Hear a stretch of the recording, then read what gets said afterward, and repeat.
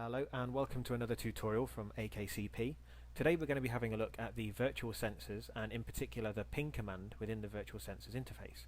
So the first thing that we need to do is go right ahead and click the sensors tab at the top of the page.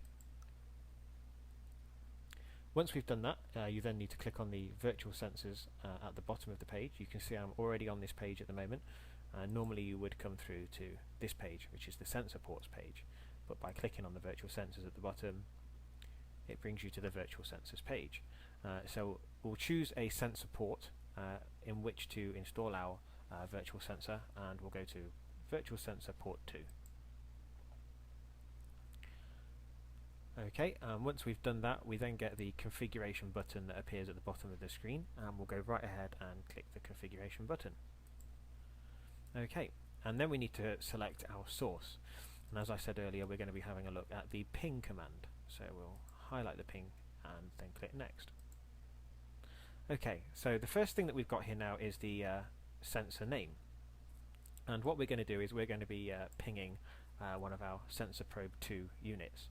So I'll change the sensor name to ping of SP2.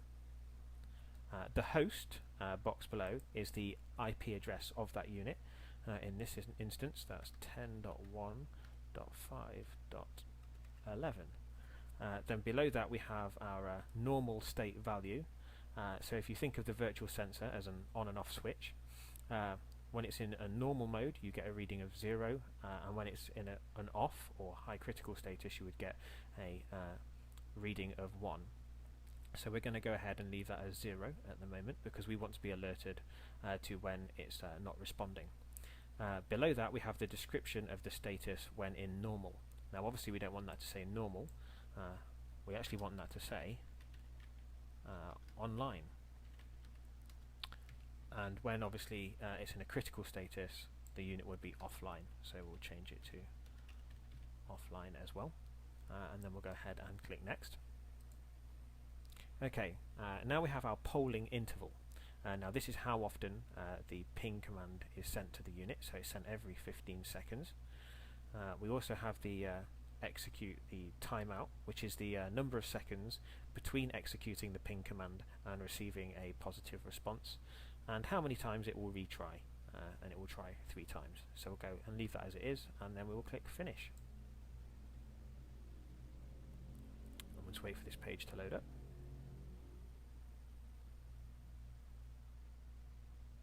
Okay, so now you can see that we've got an active ping of the SP2 on sensor port 2. It's saved our ping of SP2 as the title for the sensor name, and we now have some further options which have appeared in our advanced sensor options here. The first one is the graph to enable it, to have it on or off. We also have the sensor's URL. Now unlike other sensors where you can type a website, what you'll want to type in here is http:// and then you want to type in the IP address of that unit. So again that would be 10.1.5.11. Let me just change that there. There we go. And then below that you can open the link in either the current window or the new window, and we'll leave that as it is. And then below that we have the continuous time for the sensor to be in a new status before accepting the new status.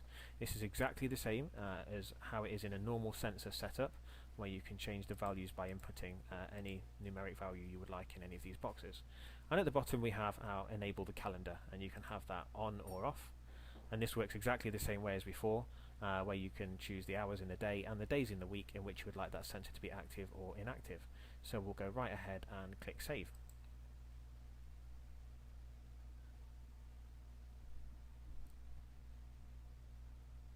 Okay, so that's all our settings saved for the ping of the virtual sensor.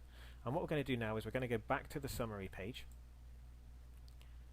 and you'll see that we now have a virtual sensor ping of SP2, and it is online. Now we typed in a URL before, a sensor URL, and what that will do now is if you actually click on the title of the sensor name, the ping of SP2, it actually takes you to the login page of that SensorProbe 2. So it makes things nice and easy for you, and that's all there is to it. Nice and easy.